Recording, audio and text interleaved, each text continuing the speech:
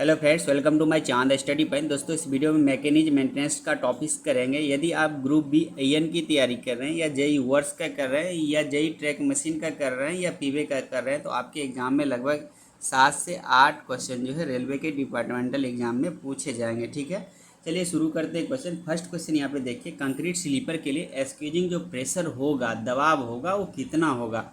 तो यहाँ पे आप प्लान ट्रैक भी लिखा रह सकता है और नहीं भी लिखा रह सकता। ठीक है, अभी डायरेक्ट लिखा रहेगा तो अभी नॉर्मल पीएससी प्लेन ट्रैक का ही आप लोग मारिएगा। ठीक है, 110 से 120 केजी पर स्क्वायर सेंटीमीटर यहाँ पे राइट आंसर हो जाएगा। यदि आप ट्रैक मशीन मैनुअल पर रहेंगे तो आपको पैराग्राफ 206 में मिलेगा पढ़ने के लिए।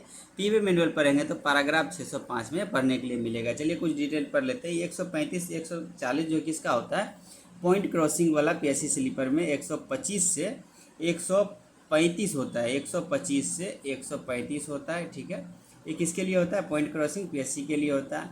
आपसे ST9 स्लीपर वगैरह नहीं पूछता है, वो हो सकता है पूछ लिया जाए तो वहाँ पे 90 से 100 होता है। नेक्स्ट क्वेश्चन चलिए मिलते रहेगा ऐसे ST9 के लिए। ठीक है, वुडन स्लीपर के लिए 100 से 110 होता है, ये सब अभी यूज नहीं होता है। दूसरा क्वेश्चन यहाँ पे देखिए, कंक्रीट स्लीपर के लिए, यहाँ पे देखिए कंक्रीट स्लीपर के लिए 30 mm तक उठाने के लिए जो सम्मिलन की संख्या होगा, इंसर्शन की जो संख्या होगा वो कितना होगा। तो यहाँ पे राइट आंसर हो जाएगा, यहाँ पे सम्मिलन की जो संख्या होगा 30 अप टू 30 mm है। ध्यान दीजिएगा, अप टू 30 mm है। यदि 30 mm से एबव हो जाएगा तो वहाँ पे सम्मिलन की संख्या 2 हो जाएगा, लेकिन अप टू जो है यहाँ पे 30 mm ही होगा। आपको डिटेल पैराग्राफ 605 में मिलेगा पीवे मैनुअल के लिए। मैं पैराग्राफ पे डिटेल बता देता हूँ और सोल्यूशन में डिटेल डाला हूँ टेस्ट सीरीज में, ताकि आपको थोड़ा भी अब जो है चांद स्टडी पे टेस्ट सीरीज अटैम्प्ट करेंगे तो डाउट ना हो, आप वहाँ पैराग्राफ के साथ रेफरेंस के साथ पूरी तरह से कंठस्थ हो सके। ठीक है, नेक्स्ट क्वेश्चन यहाँ पे चलिए देखते हैं। तीसरे नंबर क्वेश्चन है कि कंक्रीट स्लीपर के लिए 30 mm से अधिक उठाने के लिए, यानी 30 mm से एबव उठाने के लिए कि जो सम्मिलन की संख्या होगा वो कितना होगा। तो यहाँ पे देखिए 2 हो जाएगा, सेम टू सेम क्वेश्चन है। नेक्स्ट क्वेश्चन यहाँ पे चलिए देखते हैं। चौथे नंबर क्वेश्चन है कि स्क्वीजिंग टाइम ऑफ कैक्ट अप प्लास्ट के लिए, एकत्रित गिट्टी को निचोड़ने का जो यहाँ पे स्क्वीजिंग है समय है वो कितना होगा। ठीक है, इसका देखिए राइट आंसर हो जाएगा 1.2 सेकेंड। ठीक है, 1.2 सेकेंड हो जाएगा। इस सब आपको पैराग्राफ 605 में ही डिटेल दिया गया है। ठीक है, नेक्स्ट क्वेश्चन यहाँ पे देखिए, कंसोलिडेशन के लिए किस मशीन का उपयोग किया जाता है। कंसोलिडेशन के लिए किस मशीन का उपयोग किया जाता है, यहाँ पे देखिए DTS मशीन का उपयोग किया जाता है। DTS मशीन यहाँ पे राइट आंसर हो जाएगा। ठीक है, नेक्स्ट क्वेश्चन है कि मशीन टैंपिंग के बाद कितना जो है रन ऑफ रैंप दिया जाता है। रन ऑफ रैंप कितना दिया जाता है, तो 1/1000। यहाँ पे देखिए 1/1000 आपका राइट आंसर हो जाएगा। ये भी आपको जो है ट्रैक मशीन में भी मैनुअल में भी मिल जाएगा और पीवे मैनुअल में भी मिल जाएगा। ट्रैक मशीन मैनुअल पढ़ेंगे आपको, अभी ACS 6 आ गया ट्रैक मशीन मैनुअल में, आपको 221 जो है पैराग्राफ में मिल जाएगा पढ़ने के लिए। ठीक है, नेक्स्ट क्वेश्चन चलिए देखते हैं। 7वें नंबर क्वेश्चन है कि एक ही लाइन में चलने वाली 2 मशीन के बीच न्यूनतम दूरी कितना होगा। न्यूनतम दूरी पूछा गया है। तो GR जो है, जब करेक्शन स्लिप 25 आया तो उसमें जो है दिया गया। ठीक है, उसमें आपको 250 भी हो गया। पहले कितना था, पहले जो है 200 mm था, लेकिन अभी 250 mm कर दिया गया है। और यहाँ पे जब वर्किंग करेगा उसके बीच का डिस्टेंस 50 मीटर ही रहेगा। और यहाँ पे ये भी अभी डिटेल दिया गया है कि मान लीजिए कि वर्किंग के लिए निकल रहा है ब्लॉक सेक्शन में, तो जो फर्स्ट ट्रैक मशीन जाएगा वो नॉर्मल स्पीड से जाएगा, और जो सब्सिट्यूट यानी कि सेकंड वाला जाएगा, थर्ड वाला जाएगा 40 kmph मेंटेन करके जाएगा, और सेक्शन स्पीड जो भी हो सेक्शन स्पीड के हिसाब से जाएगा। ठीक है, नेक्स्ट क्वेश्चन चलिए देखते हैं। 8वें नंबर क्वेश्चन यहाँ पे, एक ब्लॉक सेक्शन में अधिकतम कितनी जो है मशीनें काम कर सकता है। तो कहीं पे 6 पढ़ते होंगे, कहीं पे 5 पढ़ते होंगे, तो यहाँ पे 5 राइट आंसर हो जाएगा। ठीक है, नेक्स्ट क्वेश्चन यहाँ पे चलिए देखते हैं। टैंपिंग एक्सप्रेस द्वारा एक समय में कितने जो है स्लीपर पैक किए जा सकते हैं। यहाँ पे टैंपिंग एक्सप्रेस की बात किया गया है, तो यहाँ पे 3 आपका राइट आंसर हो जाएगा। ठीक है, नेक्स्ट क्वेश्चन 10 नंबर देखिए, यूनिमेट एक समय में कितने स्लीपर पैकिंग कर सकता है। यूनिमेट एक समय में कितने स्लीपर पैक करेगा, तो एक ही स्लीपर पैक करेगा। ठीक है, यहाँ पे इससे रिलेटेड से आप अभी जो ट्रैक मशीन मैनुअल में करेक्शन स्लिप 6 आया है उसमें चेंजेस किया गया है, तो उसमें आप लोग ज़रूर पढ़िएगा। आउटपुट, इफेक्टिव आवर, ये सब जो है चेंजेस किया गया है। नेक्स्ट क्वेश्चन यहाँ पे देखिए चलते हैं।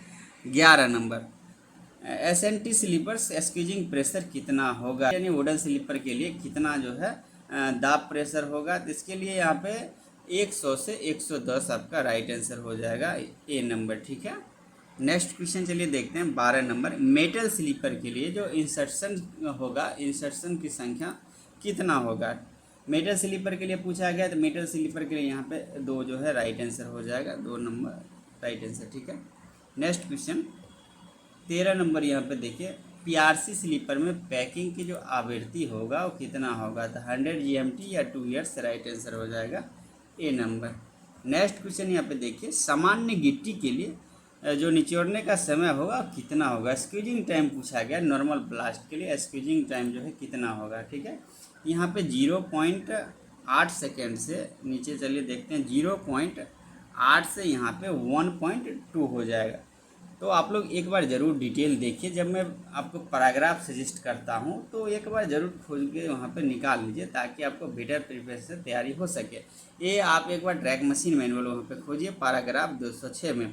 तो चांद स्टेट की वेबसाइट से जो है हमेशा करेंट जो है मैनुअल डाउनलोड करते रहिए, हर महीना जाके डाउनलोड करते रहिए, क्योंकि फ्री ऑफ कॉस्ट है। वहाँ पर हम लोग मैनुअल का कोई चार्जेस वगैरह नहीं करते हैं, और रेलवे का मैं अपलोड कर देता हूँ, तो आपको आपकी हर महीना आसानी हो सके डाउनलोड करने के लिए, ठीक है।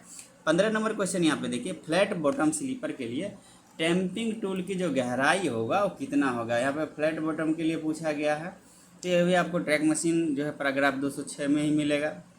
तो फ्लैट बॉटम के लिए यहाँ पे 15 से 20 mm हो जाएगा फ्लैट बॉटम स्लीपर के लिए। और मेटल के लिए कितना होता है, 22 से 25 mm मेटल स्लीपर के लिए होता है, ठीक है। यहाँ पे नीचे देखिए पूछा गया है, मेटल स्लीपर के लिए टैंपिंग टूल की गहराई कितना होता है। टैंपिंग टूल की जो गहराई होता है, जब टैंपिंग किया जाता है, तो यहाँ पे राइट आंसर हो जाएगा 22 से 25 mm, ठीक है। ए नंबर 22 से 25 mm, राइट। नेक्स्ट क्वेश्चन है कि टैंपिंग टूल का आकार कितना होता है। टैंपिंग टूल का जो आकार होता है वो कितना होता है। तो 140 से 70 mm जो है इसका आकार होता है। ए नंबर राइट आंसर हो जाएगा, ठीक है। नेक्स्ट क्वेश्चन यहाँ पे देखिए, पीआरसी स्लीपर का कंक्रीट ग्रेड कितना होता है। पीआरसी स्लीपर का जो कंक्रीट ग्रेड होता है वो कितना होता है। तो M60 यहाँ पे राइट आंसर हो जाएगा, M60, ओके। नेक्स्ट क्वेश्चन चलिए देखते हैं, CSM मशीन का प्रति प्रभावी जो घंटा होता है, प्रोग्रेस जो होता है वो कितना होता है। तो इसमें चेंजेस वगैरह नहीं किया गया। आपको कुछ इस जो यहाँ पे 606 देखेंगे आप ट्रैक मशीन मैनुअल में, जो अभी टेलीग्राम में मैं डाल दिया हूँ करेक्शन स्लिप 6, तो उसे एक बार चार्ट को आप लोग ज़रूर जो है याद कर लीजिए। यहाँ पे CSM के बारे में कहा गया है, तो मिनिमम ब्लॉक 2.5 घंटा का यहाँ होता है, 150 मिनट का होता है। 1200 इसका इफेक्टिव जो है आउटपुट हो, 1200 यहाँ पे देखिए इफेक्टिव जो है 1200 एम यहाँ पे राइट आंसर हो जाएगा। नेक्स्ट क्वेश्चन 20 नंबर क्वेश्चन देखिए, ड्यूमेटिक मशीन के प्रभावी घंटे की प्रगति यानी इफेक्टिव आवर्स जो है ड्यूमेटिक का कितना होता है। ड्यूमेटिक का पूछा गया इफेक्टिव आवर जो है ड्यूमेटिक का, तो यहाँ पे राइट आंसर हो जाएगा 800 m हो जाएगा। यहाँ पे इफेक्टिव आवर ड्यूमेटिक का पूछा गया, 150 मिनट इसका मिनिमम ब्लॉक चाहिए। तो आउटपुट यहाँ पे 800 आउटपुट जो है पूछे जाते हैं। तो इस वीडियो में 20 क्वेश्चन ही करेंगे। आप लोग वीडियो देखने के बाद लास्ट में लाइक ज़रूर कर दीजिएगा, ताकि हमें भी वीडियो बनाने में मज़ा आए। धन्यवाद।